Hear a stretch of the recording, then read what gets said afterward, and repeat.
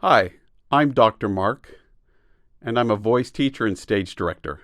Whether you're a professional pop or rock star that's wanting to take your performance to a next level, or you're just interested in making your car singing or shower singing easier and more comfortable and fun, I can help you get there. I'll start doing that today by reacting to and teaching you singing and performing tips that we can learn from the top performers around the world. Let's learn from Jimin Serendipity from the BTS Speak Yourself Tour, Soldier Field, Chicago, Day 1.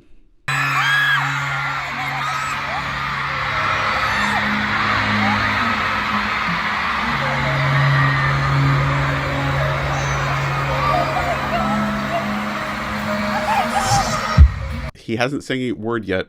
What's the message you're getting here? Isolated? We have this bubble around him. Definitely. It pulls our focus to him. We know that he is now the center of attention, and he is going to be the center of attention for this song. We also see these flowers with him, so it makes us think he's isolated in kind of an idyllic world. We're also seeing this costume that's black and white, which sets up this idea of contrast, of extreme contrast, maybe good or evil. I don't know. Let's see.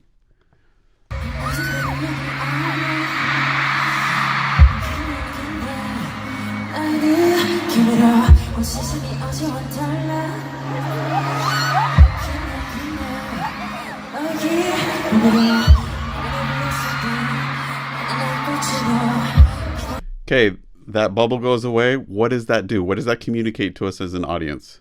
It means now we're a part of that world, or it means that he has now exited that world. One or the other. What do you think happened? What do you think that means?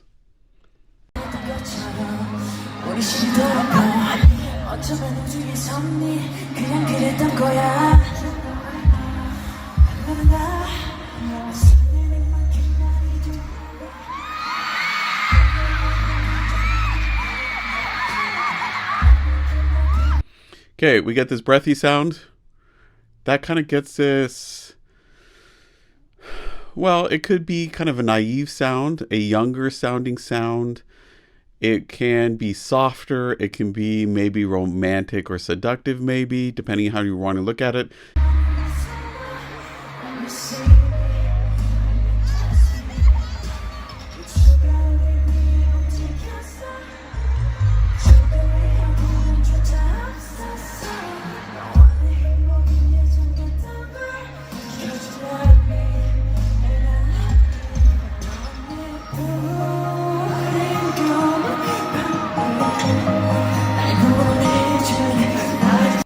Okay, you'll notice he's not really dropping his jaw a lot. He's not really opening this resonant space a lot. He's just keeping it really speech-like. It's pretty. It's really nice. It sounds great, and it fits his song wonderfully.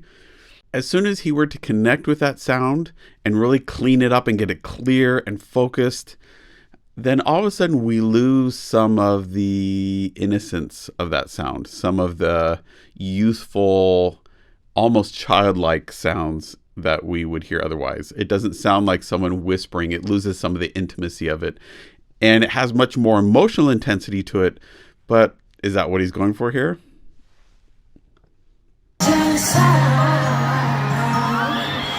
Oh, cleaner. And he's releasing that jaw more. And here we go.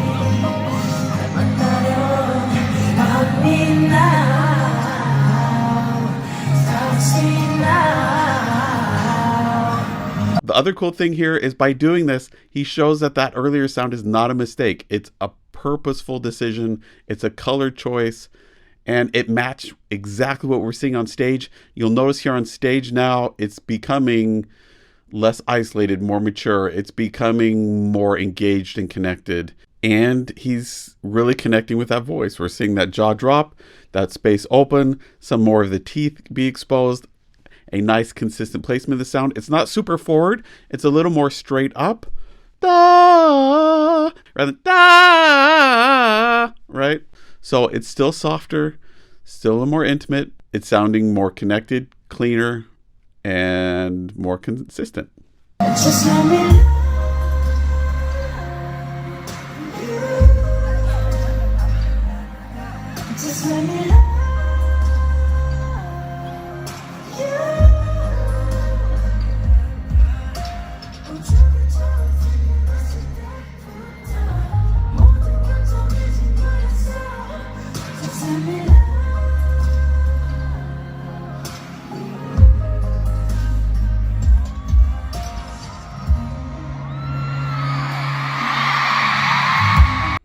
Maybe it's just because I'm so out of shape, but every time I watch them and see them doing all this dancing and then hear the sound stay so consistent, it just always blows me away. It's just so amazing. Try it. Try doing it. Go today and try doing at least something close to what they're doing, sing along, and see how consistent your sound stays. It really is a pretty amazing feat that they accomplish.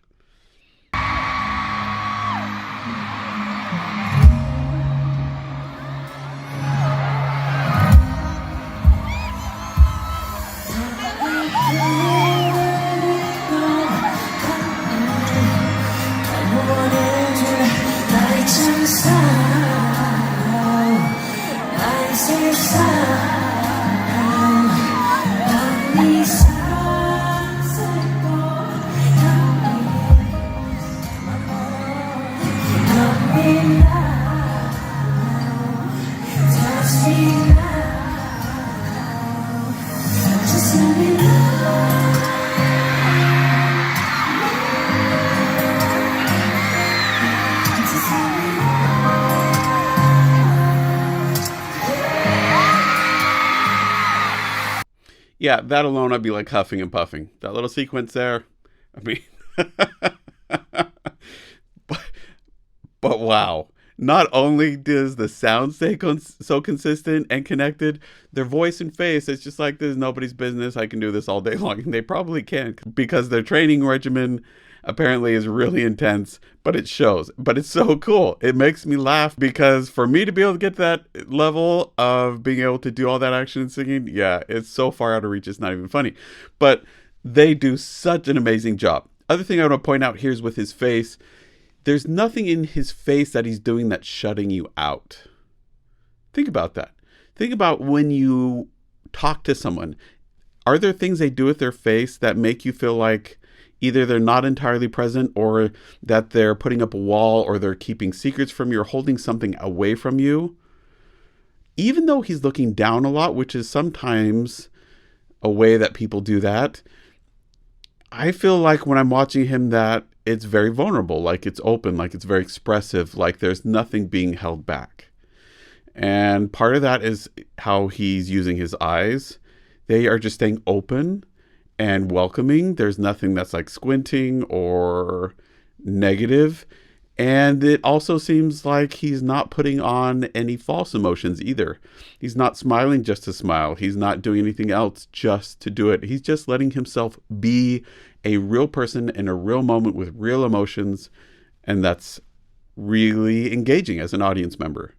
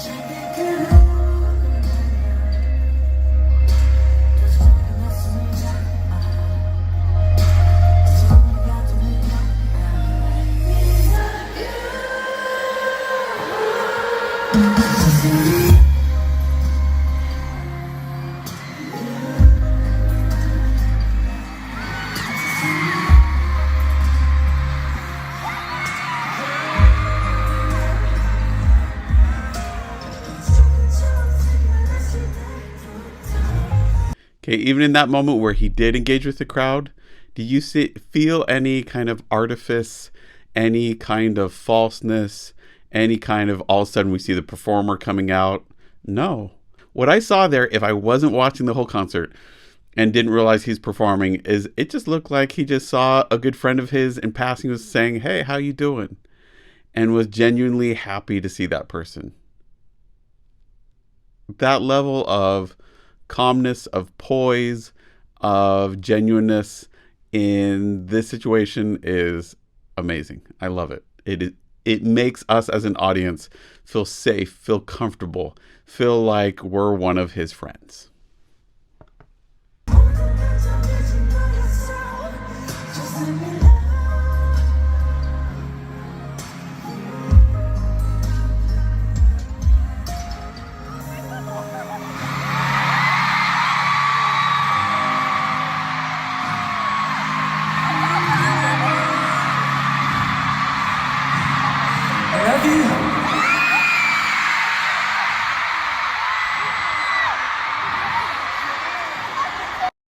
So what's something you can do vocally today that we can learn and take away from this performance? Well, one is to really try to keep your singing as speech-like as possible. Yeah, keep that breath flow consistent, keep that sound consistent, but try just to do as little as possible here in your mouth and see what happens. And then slowly increase more and more space with that jaw space, but still keep it that speech-like and see what happens. See how that changes your sound and see what that does for both the resonance and the clarity and ease of production if that changes at all. Second thing you can do performance-wise is to look in the mirror or to video yourself talking to someone and see, if I was looking at myself, what am I doing that gives away maybe not feeling safe, not feeling completely genuine? Is there something you do different when you're talking with your best friend versus when you're talking with this whole group and you're kind of the center of attention? What are the things that you do? What's different? When we get on stage, we want to be able to get to the point where we're so completely comfortable, where we're so comfortable being vulnerable and being open to the audience, where if we choose and we want to, we can go to that same place that we go to when we feel safe, comfortable, and vulnerable with a friend or someone that we do trust. Here in this performance, I think he does an excellent example of this. It's gorgeous singing, really lovely sound, going from a really breathy sound to a more connected sound, really living in that higher register, but doing so easily and making the sound so pleasant. The other thing you can play with, especially as you're going high, is to play with different placements. And yes, try that forward buzzy placement, but also see what happens when you pull it back and see if you can pull it back while keeping it as speech-like, unpressurized, with that consistent airflow and no tension or stress here in your throat. If you want a voice lesson, a performance coaching, or want me to work with you or your group to help you sing easier, perform at a consistently higher level, book a time with me at mrperformingartsstudio.com. I look forward to working with you online.